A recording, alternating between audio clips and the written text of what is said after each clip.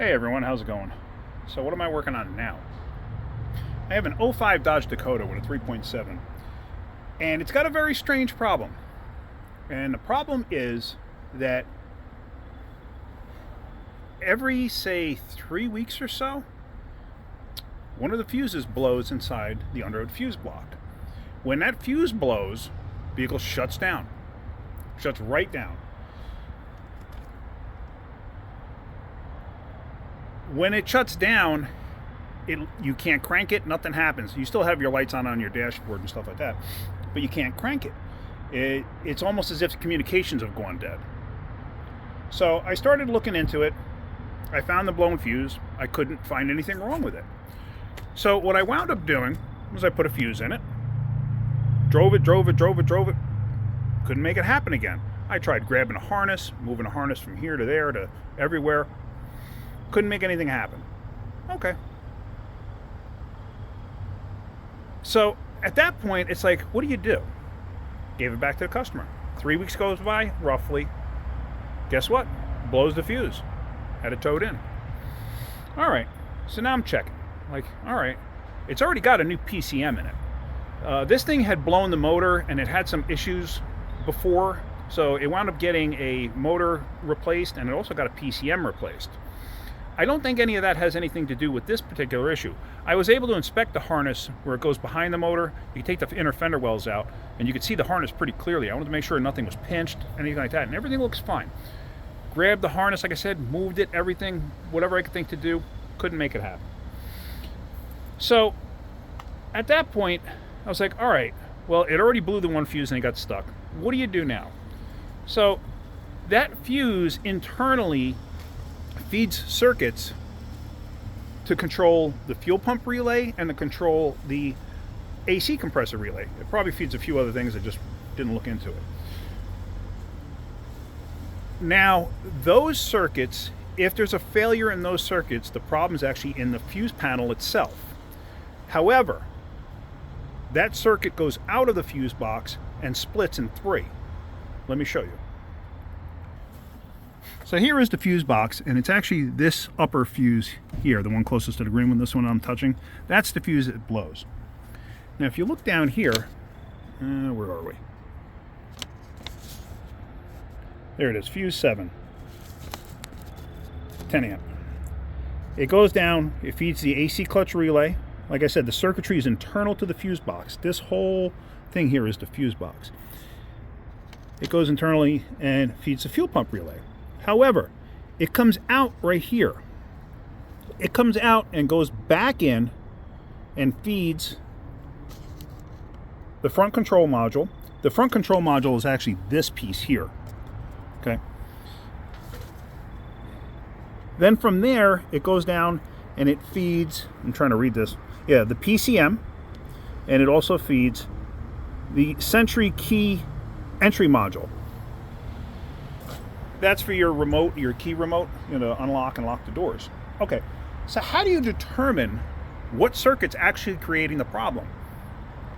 Well, this is what I did.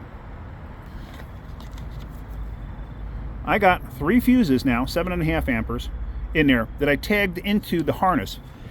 Basically, I cut the harness here, here, and here. And I added a 7.5 amp fuse to feed the Sentry module, the powertrain control module, and to go back and feed the front control module. So, if one of these fuses were to blow, okay, which as you can see, I've driven it, and these fuses are all okay. I've driven it a few times. I'm going to drive it again tomorrow. If one of these fuses were to blow, like if this thing were to die on the road and I come to find out it's the PCM fuse, which is this one, and I find it's the PCM fuse, then I know there's something between the wiring from here that runs through the back of the motor over there. Then I could just run a new wire and just eliminate that one, because obviously I got a short somewhere, and to actually dig the harness out from the back is a nightmare. So I'd rather just run a new wire. It could be a forward control module. Like I said, it doubles back up, but it comes out right there. The other one is for the Sentry key, which I didn't even bother labeling it because I already know which one it is, this one. So if that fuse were to blow, then I know it has something to do with that. This way it eliminates any guesswork of, hey, what could be the problem? So if the fuse in the fuse block still blows with all those other circuits isolated, then I know it's actually in the fuse box itself. If the forward control module one blows, like I said, it does feed through the fuse box and then back into that, which is kind of a thing. If that were the case, I'd replace both, because then I know the problem is there somewhere between the two. But anyway, I thought that was kind of interesting. It's been a long time since I've had to do something like this. And these wires can stay permanently like this. Unfortunately, this is not these are not fully insulated fuses, for like underhood use. Yes, they have a good rubber fit. So the fact that they're sitting down inside of them, they're supposed to be weather sealed. I don't know if I'd fully trust them. If I can find the problem, what I would wind up doing is lifting this back up, eliminating all of this, and just hook the wires back up the way they're supposed to be. But for now, if this has to go on for a period of time, this should be okay like this. I'm really not too concerned. Like I said, if that fuse up there blows, then I know I'm going to be replacing this. If this fuse blows, then I'm going to be replacing this and this. So, and I have seen underhood fuse blocks actually short out internally and create issues like this. But since I can't actually verify or narrow down what it is, because like I said, it happens like once every 3 weeks or so, roughly.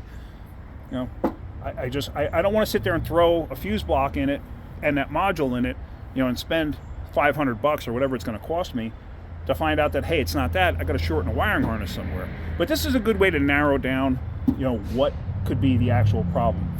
So it's just going to be a wait and see game. Hopefully I can make it happen to me. I'd rather happen to me than happen to the customer.